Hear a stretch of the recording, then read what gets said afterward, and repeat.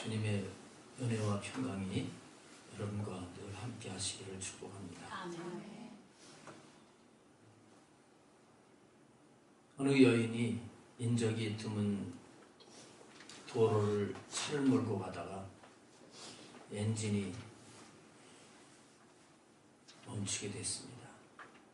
어떻게 할 줄 몰라서 안타까워하는 가운데 지나가던 차 중에 하나가 섰어요. 기대를 하고 쳐다봤는데 문을 열고 나오는 그 사람이 굉장한 부락부락한 흑인 남자였습니다. 이 여인은 그 사람을 보는 순간 두려움이 몰려왔어요. 부정적인 생각이 막 드는 거예요. 혹시 총을 들고 나를 해치지는 않나. 그런데 자기 생각하고 다르게 이 사람이 오더니 정성을 다해서 차를 이렇게 저렇게 만지고 차를 고쳐준 거예요. 그리고 그냥 훌쩍 떠나가게 됐습니다. 이 일로 이 여성은 야, 내가 이렇게 수준이 낮은 사람이로구나 하는 것을 느끼게 됐습니다. 그래서 그것을 경험으로 해서 더 나은 세상을 만들어야 되겠다 하고 트레버라고 하는 소설을 쓰게 됐습니다. 자기가 우연히 받은 그 도움이 너무 고마워서 나도 어떻게 하면 많은 사람들에게 도움이 될까 하고 쓴 책이에요. 근데 이 책이 베스트셀러가 되고 영화까지 만들어지게 되었습니다. 그 작가가 캐서린 라이언 하이디라고 하는 사람입니다. 여러분, 우리가 세상을 살아가면서 우리의 고정관념, 우리의 선입관, 내 생각 이걸 가지고 잘못 사는 부분이 많이 있는 걸 알아야 됩니다. 나는 맞게 보고 맞게 판단한다고 하지만 사실은 그렇지 못한 것들이 있다는 것을 알아야 됩니다. 근데 그것이 마치 맞는 것처럼 우리는 남을 비판하고 정죄하고 이렇게 살아가기가 쉬운 거지요. 오늘 본문 말씀해 보게 되면 서기관과 바리새인들이 간음을 하는 여자를 현장에서 붙들어 가지고 예수님께로 왔습니다. 이거 어떻게 해야 되겠습니까? 하는 이 상황 속에 예수님께서 이 상황을 해결해 주시는 말씀이 나오고 있습니다. 죽을 여인인데 예수님을 살려주셨어요.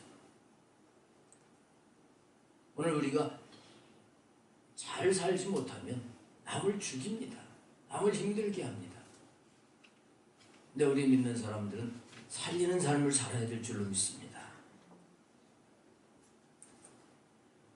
오늘 1절부터 먼저 3절까지를 다시 보시면 예수님이 감람산으로 가셨다가 아침에 다시 성전으로 들어오셨습니다. 감람산에 기도하러 가셨다가 성전으로 들어오셨죠. 그때 백성이 다 나왔을 때 예수님이 앉으셔서 그들을 가르치십니다. 그런데 서기관들과 바리새인들이 음행 중에 잡힌 여자를 끌고 와서 가운데다가 세우는 거예요. 자, 이렇게 된 이 상황을 우리가 이해를 해야 됩니다. 이 앞장에 보게 되면 초막절기, 일주일 동안 지키는 초막절기가 있었고 예수님이 거기 예루살렘에 올라가셨고 마지막 날에 예수님께서는 누구든지 목마르거든 내게로 와서 마셔라. 나를 믿는 자는 그 배에서 생수의 강이 흘러가리라. 이런 말씀을 하셨어요. 그런데 대제사장이나 서기관들이나 바리새인들 종교 지도자들 눈에는 이게 아주 싫었습니다. 많은 사람들이 주님의 말씀을 듣고 그리고 주님을 굉장히 좋아하고 이런 분위기가 되는 걸 그들은 아주 싫어했어요. 그래서 7장 45절에 보면 이들이 아랫사람을 보내면서 예수님을 잡아오라 그래요. 근데 잡으러 갔던 이 아랫사람들이 예수님 말씀을 듣고 와서 하는 얘기가 우리가 아직까지 이런 말씀을 들어보지 못했다. 이렇게 보고를 하는 거예요. 그래서 이 종교 지도자들은 아하, 이렇게 그냥 몰래 슬그머니 잡아다가 없애는 이 방법은 안 되겠구나 하고 머리를 쓴 게 공개적으로 잘못을 모든 사람들이 인정하고 그래서 잡아서 죽여야 되겠다. 이렇게 그들의 계교를 꾸미게 된 거예요. 그래서 예수님을 함정에다가 빠뜨리려고 음행 중에 있는 여자를 끌고 예수님 앞에 세운 거예요. 4절 5절 말씀을 보면 그들이 와서 하는 말이 예수께 말하되 선생이여 이 여자가 간음하다가 현장에서 잡혔나이다. 모세는 율법에 이러한 여자를 돌로 치라 명하였거니와 선생은 어떻게 말하겠나이까. 근데 6절 상반절에 보면 그들이 이렇게 말하면 고발할 조건을 얻고자 하여 예수를 시험함이로라 이렇게 말씀하고 있어요. 이 여인을 끌어와가지고 어떻게 할까요? 예수님께 질문을 하는데 예수님을 함정에 빠뜨리려고 하는 겁니다. 왜냐하면 모세의 율법대로 한다고 하면 간음을 행한 자는 남녀 모두를 끌어다가 성 문 앞에서 돌로 쳐서 죽이라는 거예요. 근데 예수님이 율법대로 한다고 그를 돌로 쳐라 이렇게 하시게 되면 문제가 생깁니다. 무슨 문제가 생길까요? 예수님이 등장하셔서 하신 말씀이 원수도 사랑해라. 악한 자를 대적하지 마라. 용서하라. 7번씩 70번이라도 용서를 해라. 그리고 병자를 고치시고 그리고 정말 죄인들 그 창기들을 이런 사람들을 받아주시고 그들을 용서하시고 이렇게 사랑으로 사셨던 분이신데 저를 돌로 치라 그렇게 하면 그동안 예수님이 말씀하시고 살았던 이게 다 무너지는 거예요. 그렇게 되면 이들이 그거 봐라 저거 말만 저렇게 했지 아주 말하고 행동하고 다른 사람이다 이렇게 하면서 예수님을 매도하려고 했던 거예요.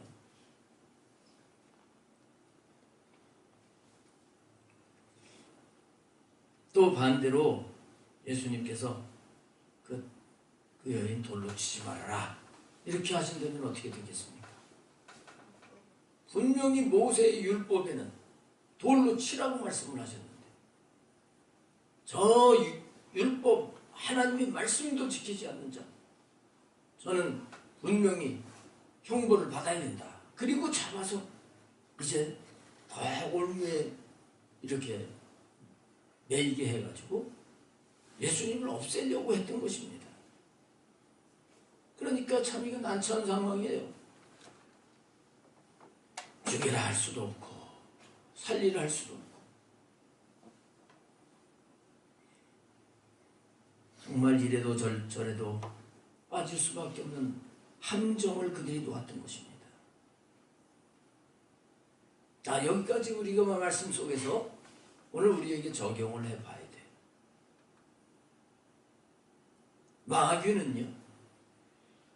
마귀는 오늘날도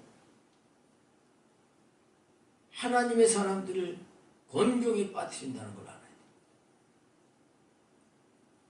예수님께서도 말씀을 하셨어요. 요한복음 10장 10절에 보면 마귀가 오는 건 도적질하고 죽이고 멸망시키려는 것이다. 근데 사람들이 이걸 몰라요. 사탄의 이 괴계를 모르고 수없이 속고 있는 거예요.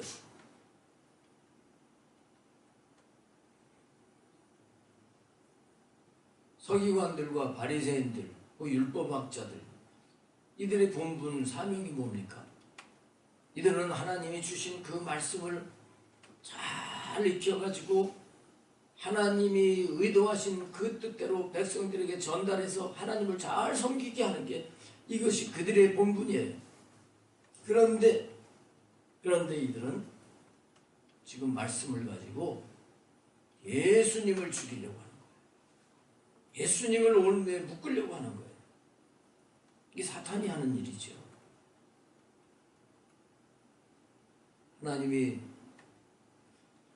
모세를 통해서 하나님 백성들에게 율법을 주신 것은 분명히 하나님 말씀입니다.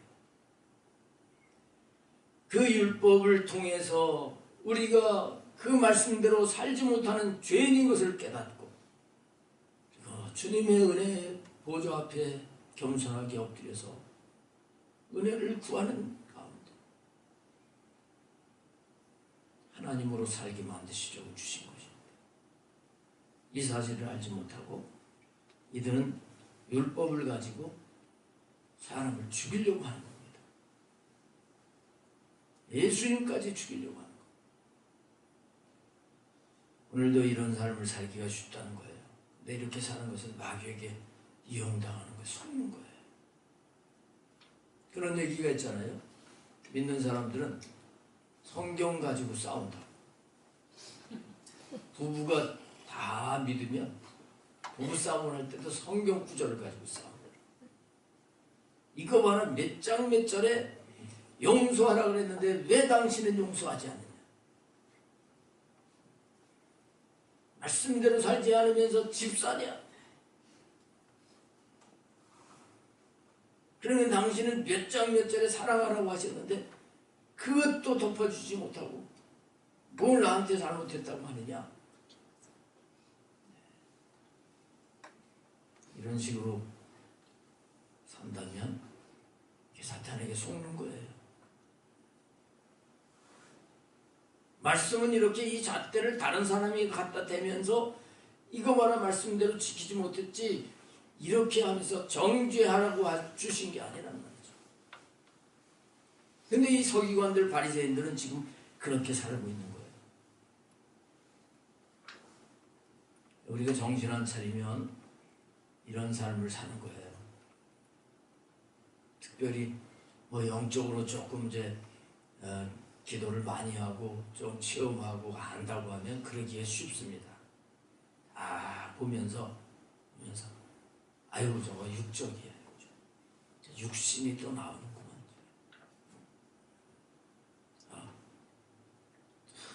율법적이네.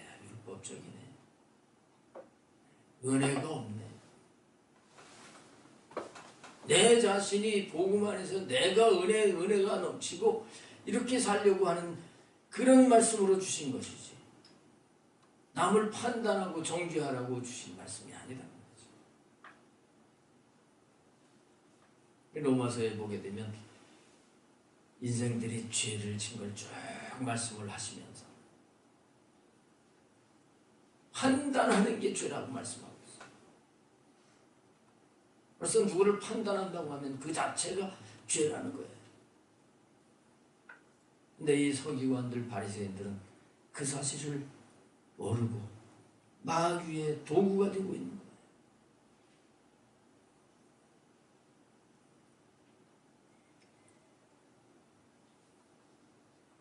이들도 하나님의 백성이라고 하고 또 예수님 믿는 사람들도 하나님 백성이라고 보면은 한 민족이면서 한 하나님의 자녀라고 볼 수 있잖아요. 근데 마귀는 배후에서 서로 죽이게 하려.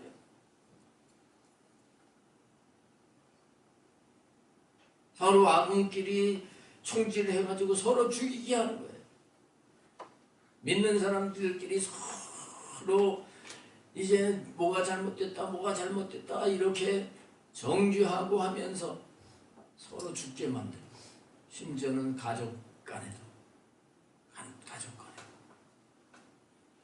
판단하고 정죄하게 만드는 것을 알아야 되는 겁니다. 잠언 17장 9절에 보면 허물을 덮어주는 자는 사랑을 구하는 자요, 그것을 거듭말하는 자는 친한 벗을 이간하는 자니라. 허물을 덮어주는 자가 사랑하는 자다. 우리는 상대방의 약점, 상대방의 부족함이 보여질 때 그를 위해서 기도하는 자가 되어야 됩니다. 그 믿음이 연약한 자를 위해서 중보기도하는 자가 되면서 이렇게 나가면 내가 영적으로 유익이 되고 성장이 갈 수 있는 건데, 이들은 무조건 좋지 않은 눈으로 보는 거예요. 이런 자들 앞에서 예수님이 어떻게 하시는가? 6절부터 보겠습니다. 이들이 고발하려고 예수님을 시험하는데 예수께서 몸을 굽히사 손가락으로 땅에 쓰시니, 손가락으로 땅에다가 쓰셨어요. 뭘 쓰셨을까?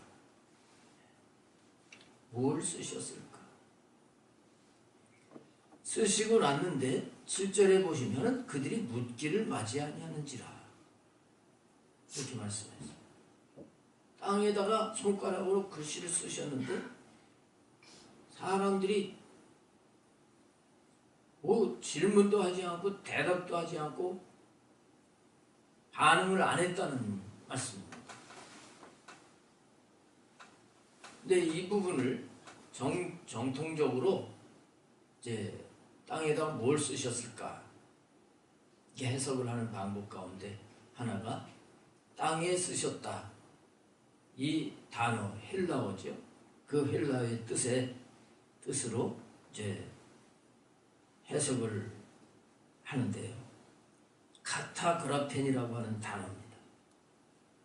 근데 카타라고 하는 것은 무엇에 대항을 한다 그런 뜻이에요. 대항을 한다. 그라펜이라고 하는 건 쓰다는 거고요. 뭘 대항해서 썼다는 거예요.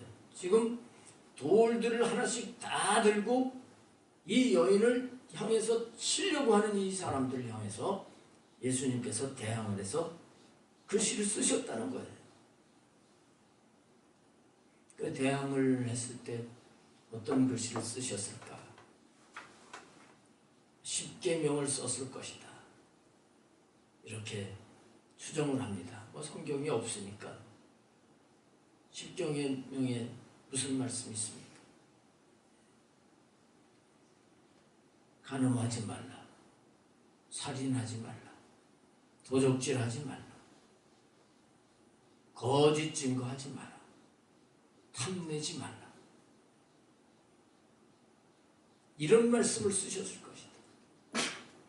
그러니까 이들은 십계명을 제대로 지키지 못하면서 예수님을 죽이려고 하는 그런 목적에 가늠한 여자를 지금 불러다가 돌로 치려고 하는 거예요. 근데 예수님께서 하나하나 이렇게 쓰시니까 그들이 그걸 보고 대답을 못하는 거지. 원하고 말을 할 수가 없는 거예요. 이런 상황이 됐을 때 예수님이 다시 일어나가지고 그들에게 말씀을 하십니다. 너희 중에 죄 없는 자가 먼저 돌로 쳐라. 그리고 예수님은 다시 이제 앉으셔가지고 또 글씨를 쓰셨다 그랬어요. 똑같은 거 쓰셨을 것 같아요.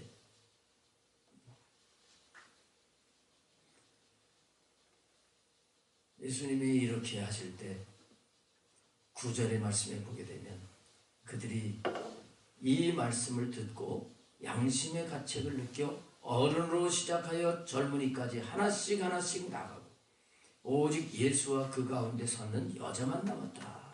이렇게 말씀하고 있습니다. 예수님이 글씨를 쓰시고 또 너희 중에 죄가 없는 자는 돌로 먼저 던져라 이렇게 말씀을 하셨을 때 양심의 가책을 느꼈다. 자기도 죄인이라는 거죠. 자기도 간음죄, 살인죄, 거짓말도 하고 욕심을 갖기도 하고 양심의 가책을 느껴 하나하나 돌을 내려놓고 다 가버렸다는 것. 이 여인처럼 드러나지 않았을 뿐이지 실제는 다 똑같은 인간이었다는 거죠. 다 죄인이었다는 거죠. 여러분, 오늘 우리는 이 부분을 그냥 넘어가면 안 돼요. 우리는 착각을 하기 쉽습니다. 착각하기 쉬워요. 내가 다른 사람보다 훌륭하고 다른 사람보다 좀 낫다고 하는 착각 속에 살아가기 쉬워요. 이건 착각입니다. 오늘 여기 본문 말씀을 보면서 이 종교 지도자들 나쁜 놈들이다. 그리고 이 간음하다가 걸린 이 여인도 이게 나쁜 니은이다. 그러면서 나는 괜찮은 척 하면 안 되겠다. 나는 간음죄도 짓지 않고 나는 도둑질도 한 적이 없고 나는 살인죄를 진 적도 없고 이렇게 생각을 하면 안 된다. 예수님 말씀하셨잖아요. 여자를 보고 음욕을 품는 자마다 다 가늠한 자다. 그리고 미워하는 자는 살인한 자다. 하나님 보실 때는 다 거기서 거기에요. 이거를 잊으면 안 되는 겁니다. 다 거기서 거기에요. 우린 다 하나님 보실 때는 다 죄인이에요. 다 죄인이에요. 혹시 나는 아니라고 그러는 분 있을까봐 제가 로마서 1장 29절 말씀을 한번 읽어드릴게요. 여기 걸리는 게 없는 분 있으면 한번 손을 바짝 들어보시기 바랍니다. 모든 불의, 추악, 탐욕, 악의가 가득한 자요. 시기, 살인, 분쟁, 사기, 악독이 가득한 자요. 수근수근하는 자요. 비방하는 자요. 하나님께서 미워하시는 자요. 능욕하는 자요. 교만한 자요. 자랑하는 자요. 악을 도모하는 자요. 부모를 거역하는 자요. 우매한 자요. 배역하는 자요. 배약하는 자요. 무정한 자요. 무자비한 자. 손 드는 분 한 분도 안 계시네. 이런 말씀을 쭉 죄를 나열을 하시면서 결론은 로마서 3장에서 결론은 의인은 없나니 하나도 없도다. 의인은 없다. 그렇다면 이 여인만 돌에 맞아야 됩니까? 나도 돌에 맞을 사람이에요. 나도 돌에 맞을 사람이에요. 우리 나는 의로워가지고 그래서 하나님 전 잘못됐습니다. 이렇게 하면서 형제의 눈에 티끌을 빼려고 한다는 말이죠. 주님은 내 눈에 들보를 먼저 빼라 말씀을 하시죠.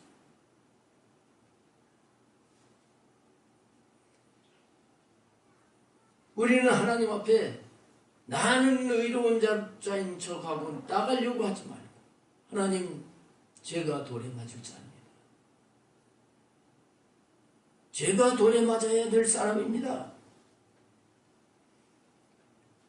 이런 자세를 가지고 하나님 앞에 나가야 되는 거예요.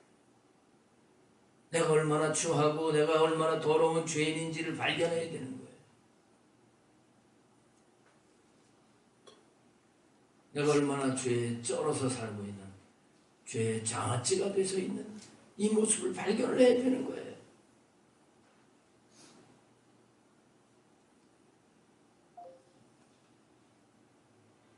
그러지 못할 때 우리의 영은 점점 어두워지게 되고 영적인 감각은 무뎌질 수밖에 없다는 것을 알아야 되는 것입니다. 자, 이런 상황 속에서 예수님께서 어떻게 하십니까? 10절에 보면 예수께서 일어나사 여자 외에 아무도 없는 것을 보시고 이르시되 여자여 너를 고발하던 그들이 어디 있느냐?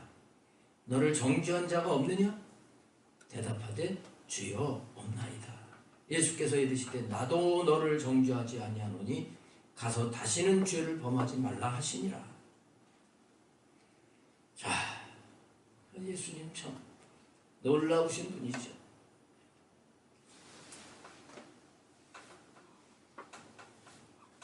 사람들이 다 죄가 있어서 돌로 던지지 못했어요. 근데 예수님은 죄가 있으십니까? 없으십니까? 예수님은 죄가 없으신 분이기 때문에 돌로 쳐도 돼요. 너 하나님의 7계명을 어겼어? 돌로 쳐도 되는 거예요. 근데 예수님께서 돌로 치지 아니하시고 하시는 말씀이 나도 너를 정죄하지 아니한다. 이 말씀 속에 있는 이 뜻을 우리가 바로 알아야 됩니다. 너 죄가 없어 그 얘기 아닙니다. 너 분명히 죄를 졌어. 용서받을 수 없는 율법에 의하면 돌에 맞을 죄를 지었어.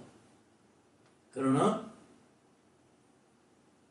내가 너 대신 돌에 맞아줄게. 너 대신 내가 죽어줄게. 그리고 내 죄를 없다고 해줄게. 주님이 이 말씀을 하시는 거예요. 이 말씀을 하고 한 6개월 후에 예수님은 정말 십자가에서 죽으시게 되는 거죠. 이 여인이 그걸 다 지금 알 수는 없었어요. 그런데 이 여인은 새파랗게 찔려가지고 지금 돌에 맞아 죽을 것 같은 이 상황인데 예수님께서 나도 너를 정죄하지 않는다. 이 말씀을 들었을 때 이 여인의 마음이 어땠겠어요? 마음이 평안해지면서 너무 감격이 넘쳤을 거 아니겠어요? 물론 이때는 진정한 그것이 안 됐을 수도 있습니다. 그러나 얼마 후에 나를 그렇게 용서하시고 많은 사람들이 돌을 버리고 도망가게 이렇게 나를 살려주신 그분이 십자가에 죽으시는 그 광경을 봤을 거예요.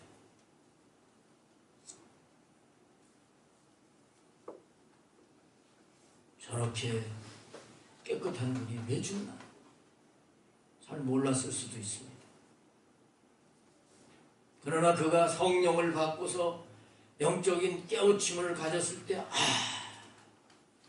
내가 돌에 맞을 것 대신해서 예수님이 채찍에 맞으시고 예수님이 대신 찔리시고 예수님이 대신 죽으셨구나. 이것을 그는 깨달았을 거예요.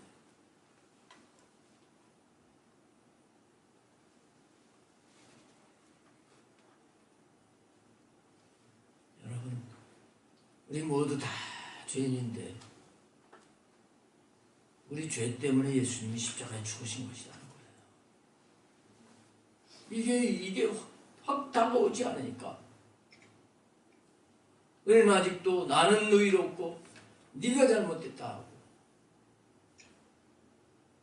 이런 모습으로 살아가는 것 아닌지 돌아봐야 되는 것입니다. 여기 예수님 말씀 가운데 뒷부분 아주 중요합니다. 내가 너를 정죄하지 아니하노니 다시는 죄를 범하지 말라. 이 여인은 이 말씀을 아주 뼈저리게 느꼈을 거예요. 내가 돌에 맞을 죄인인데 주님이 나를 용서해 주셨다. 나를 살려주셨다. 그리고 평생 다시는 죄를 범하지 말라. 이 말씀을 새기면서 그는 감사하면서 거룩한 삶을 살았을 것입니다. 여러분, 우리가 하나님 앞에 나와서 우리는 하나님 앞에 고백을 해야 돼요. 하나님, 제가 돌에 맞을 사람입니다. 나를 불쌍히 여겨주세요. 이런 자세를 가지고 나가면 사랑의 주님이 찾아오셔서 두려워하지 마라. 너 돌에 맞아 죽지 않는다. 무서워하지 말아라. 내가 대신 너를 위해서 돌에 맞고 너를 위해서 죽었다. 나도 너를 정죄하지 않는다. 이렇게 용서해 주실 줄로 믿습니다. 근데 우리가 여기서 알아야 될 것은 너무 많은 사람들이 잘못하면 예수님이 십자가에서 담당하셨기 때문에 회개하면 되지 이렇게 시시하게 생각하는 거예요. 여러분, 우리 죄사함은 그렇게 시시하게 된 게 아니에요. 예수님이 생명을 내주신 거예요. 생명.